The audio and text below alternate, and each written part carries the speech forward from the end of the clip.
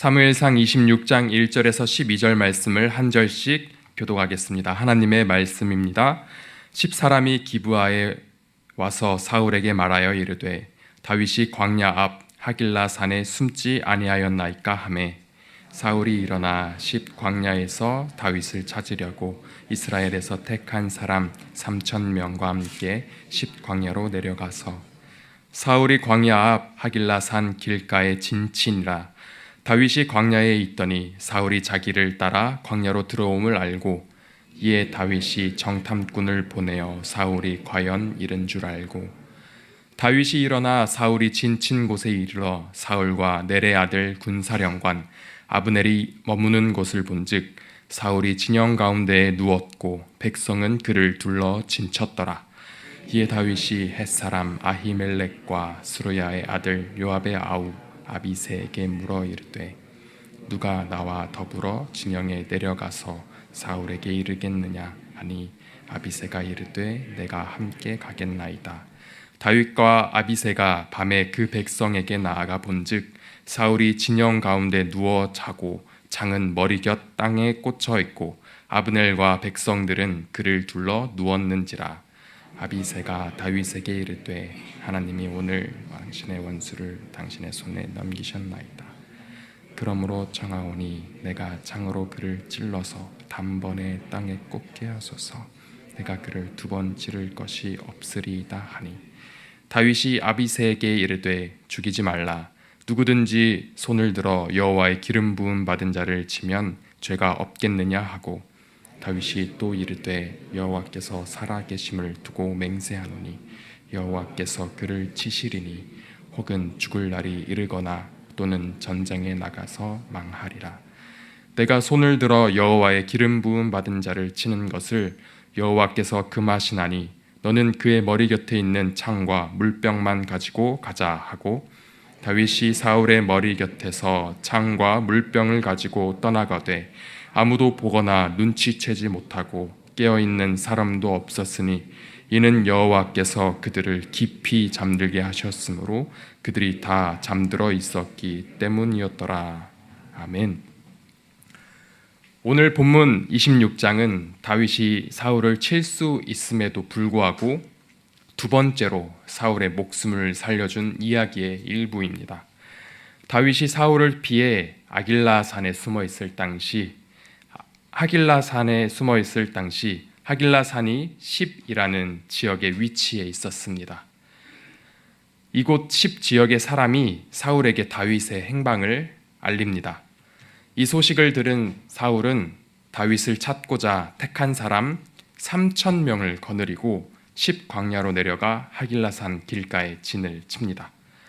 하길라산에 있던 다윗이 사울이 자신을 따라 광야로 온 것을 알고 정탐꾼을 보내어 한 번 더 확인하고 직접 그 현장을 살피러 갑니다. 다윗이 가서 보니 그곳에 사울이 누워있는 것과 사울 주변으로 백성들이 진을 친 것을 봅니다. 그리고 다윗이 아비새와 함께 사울의 진영으로 들어갑니다. 다윗과 아비새가 밤에 그 진영에 들어가 보니 사울이 바로 무방비 상태에 있는 것을 확인합니다. 사울의 무방비 상태는 7절이 상세히 나와 있습니다. 사울은 진영 가운데 누워 자고 그의 창은 머리곁 땅에 꽂혀 있고 아브넬과 백성들은 그를 둘러 누워 있습니다. 군대에서 중요한 개념은 경계입니다. 경계란 초병을 세워 지정된 지역을 지키도록 하는 것인데 지금 사울 주변엔 아무도 지키는 자가 없고 다만 모두 잠들어 있습니다. 이것이 어떤 적과의 전쟁 중인 상황이었다면 사울의 진영은 큰 손실을 입게 될 것이고 심각하다면 아마도 모두가 전멸할 수도 있는 상황입니다. 심지어 사울이 죽음 가운데 놓인 것이 얼마나 확실하냐면 그 상황을 보았던 아비새는 이렇게 말합니다. 2번 찌를 것도 없이 단번에 사울을 죽일 수 있다고 말합니다. 바로 지금이 원수를 칠 수 있는 절호의 기회였던 것입니다. 이 광경을 본 아비새는 이런 일을 절호의 기회로 여기며 하나님이 오늘 사울을 다윗의 손에 넘기셨다고 합니다. 이 절호의 찬스, 원수를 제거할 수 있는 간편하고도 적합한 상황을 만났을 때 아비새와 다윗의 견해가 나뉩니다. 아비새는 하나님이 원수를 없앨 기회를 주셨다며 이 기회에 사울을 창으로 단번에 땅에 꽂게 해달라고 다윗에게 말합니다. 하지만 다윗은 누구든지 여호와의 기름 부음 받은 자를 치는 것은 죄 있는 행위라는 것을 아비새에게 깨닫게 합니다. 그리고 이 절호의 찬스처럼 보이는 상황에서도 우리가 할 일은 이 문제를 하나님께 맡겨야 한다는 것을 삶의 실천으로 보여줍니다. 절호의 찬스를 보고 아비새와 다윗 두 사람이 각기 다른 견해를 보였습니다. 8절에서 아비새가 보인 반응을 볼 수 있고 그리고 9절에서 11절까지 다윗의 반응을 볼 수 있습니다. 8절에서 아비새는 하나님이 주신 절호의 기회라며 사울을 치자합니다. 아비새는 이 상황을 하나님이 사울을 다윗의 손에 넘기신 것이라는 것을 알았습니다. 맞습니다. 12절에도 여호와께서 사울과 그 백성들을 깊이 잠들게 하셨다고 기록되어 있습니다. 하지만 하나님께서 넘겨주신 상황에서 보여야 할 정석은 아비새의 반응이 아니라 9절부터 11절에 길게 늘여놓은 다윗의 반응이었습니다. 함께 9절, 10절, 11절을 한 목소리로 봉독하겠습니다. 다윗이 아비새에게 이르되 죽이지 말라. 누구든지 손을 들어 여호와의 기름 부음 받은 자를 치면 죄가 없겠느냐 하고 다윗이 또 이르되 여호와께서 살아계심을 두고 맹세하노니 여호와께서 그를 치시리니 혹은 죽을 날이 이르거나 또는 전장에 나가서 망하리라. 내가 손을 들어 여호와의 기름 부음 받은 자를 치는 것을 여호와께서 금하시나니 너는 그의 머리 곁에 있는 창과 물병만 가지고 가자 하고. 아멘. 9절부터 11절에서 다윗이 반복하여 언급하는 것은 여호와의 기름 부음 받은 자입니다. 이에 대해 다윗은 여호와께서 살아계심을 두고 맹세하며 오히려 여호와께서 그를 치실 것이니 여호와께서 하실 일에 대해 자신이 직접 손대기를 원치 않아 하는 모습을 보이며 만약에 자신이 여호와께서 하실 일에 자신이 나서는다는 것은 바로 죄라고 합니다. 그리고 이 일을 여호와께서 금하신다라고까지 말을 합니다. 그리고 결론을 맺죠. 우리는 하나님의 언약으로 세워진 백성입니다.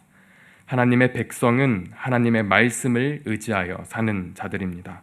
하나님의 말씀을 통해 우리는 하나님의 뜻을 발견합니다. 우리의 시선을 통해 인지하는 상황들은 세상의 사람들과 차이가 있어야 합니다.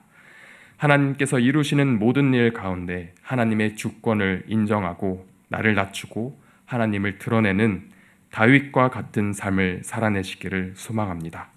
기도하겠습니다. 우리 인생의 주관자이신 하나님, 다윗을 통해 삶의 자세를 배우게 하시니 감사를 드립니다. 우리의 인생 가운데 좋은 일만 있으면 조련만, 쓰라린 일들도 심심치 않게 맞닥뜨립니다.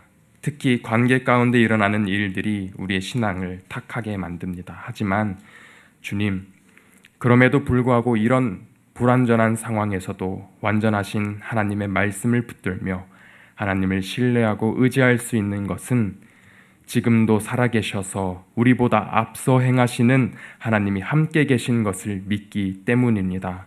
주님, 오늘 하루의 시간을 살아낼 동안 우리의 삶을 붙드시는 하나님을 조금 더 느끼게 하여 주사 하나님께 우리의 삶을 온전히 내어드리는 믿음을 허락하여 주시옵소서. 그래서 다윗처럼 하나님의 주권을 인정할 수 있는 진정한 하나님의 백성 되게 하여 주시옵소서. 이 모든 기도 들어주실 줄 믿사오며 예수님의 이름으로 기도드리옵나이다. 아멘.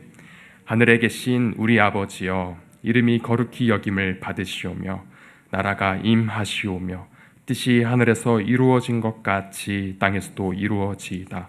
오늘 우리에게 일용할 양식을 주시옵고 우리가 우리에게 죄 지은 자를 사하여 준 것 같이 우리 죄를 사하여 주시옵고 우리를 시험에 들게 하지 마시옵고 다만 악에서 구하시옵소서. 나라와 권세와 영광이 아버지께 영원히 있사옵나이다. 아멘.